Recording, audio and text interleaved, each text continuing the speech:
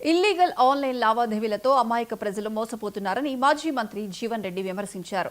Crypto currency, bit coin వంటి వాటికి కొన్ని అధికారిక అనుమతులు ఉన్నప్పటికీ అనేక సంస్థలు ఫేక్ యాప్లు తయారు చేసి ప్రజలను మోసం చేస్తున్నారని మండిపడ్డారు. చైన్ సిస్టమ్ ద్వారా కొందరికి లాభం వస్తుండటంతో మిగతా వారు ఆశలో పడుతున్నారని అన్నారు. అధిక లాభాపేక్షను ఎరజూపి అమాయక ప్రజానీకాన్ని ఏదైతుందో ఎకరాయికల 10 times లబ్ధి వస్తున్న వరకల్లా ఎవరైనా ఆకర్షితులవుతారు. ఇప్పుడు ఈ క్రిప్టో కరెన్సీ ఇది directly being operated from outside the nation. ఏ విధమైనటువంటి అనుమతి లేకుండా ఫేక్ యాప్ క్రియేట్ చేసుకొని ఇవాళ అమాయక ప్రజానీకం, అందులో పెద్ద పెద్దోళ్ళు కూడా ఉన్నారు.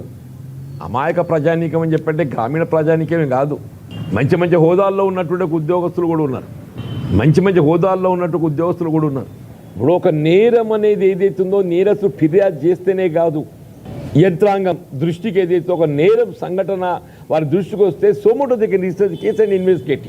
వారు need not give a complaint, అరే నాకు ఫిర్యాదు రాలేక నేనేం చేయాలని చెప్పడానికి వీల్లేదు. ఒక నేరం జరుగుతున్నట్టు ఏదైతే ఉందో వీళ్ళ పోలీసు అధికార యంత్రాంగం దృష్టికి వస్తే సూమోటోగా మీరు విచారణ చేసే అధికారం మీకున్నది, చేయకుండా బాధ్యత రాహిత్యం. ఇది కూడా చెప్తున్నా బాబు.